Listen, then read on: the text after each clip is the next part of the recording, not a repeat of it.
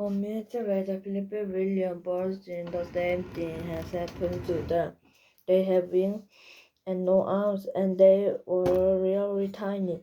They were about as big as robins. Mama, Mama, Mama, called Philip. Look, Mama, we can fly. And they blew up into the air. Come down at once, said Mrs. Gray. You're much too high.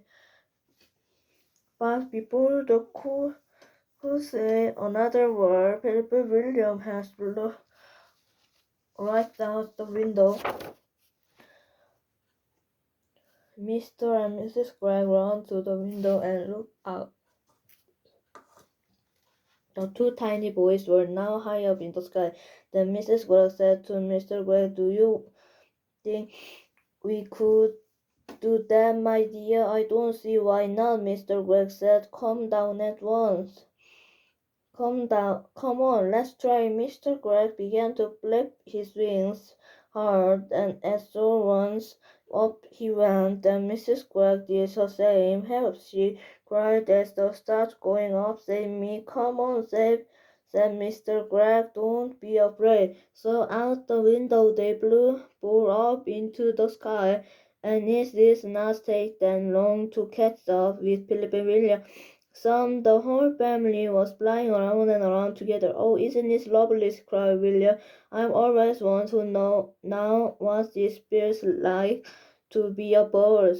Your wings are not getting tired, or dear?" Mr. Gregg asked Mrs. Gregg. "Not that all," Mrs. Gregg said. "I could go on forever." "Hey, look down there," said Philip.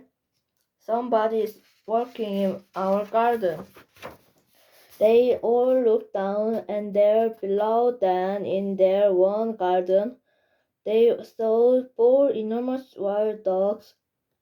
The dogs were as big as men, and what's this more, they have great long arms, like men, instead of wings.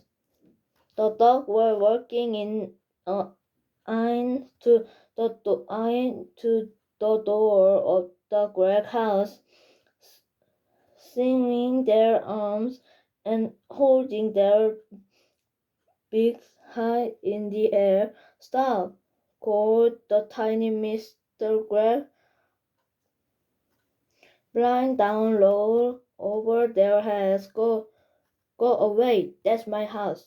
The dog looked up and Gregg, the person, pushed out the hands and opened the door of the house and went in. The other ones in after him. The door shut.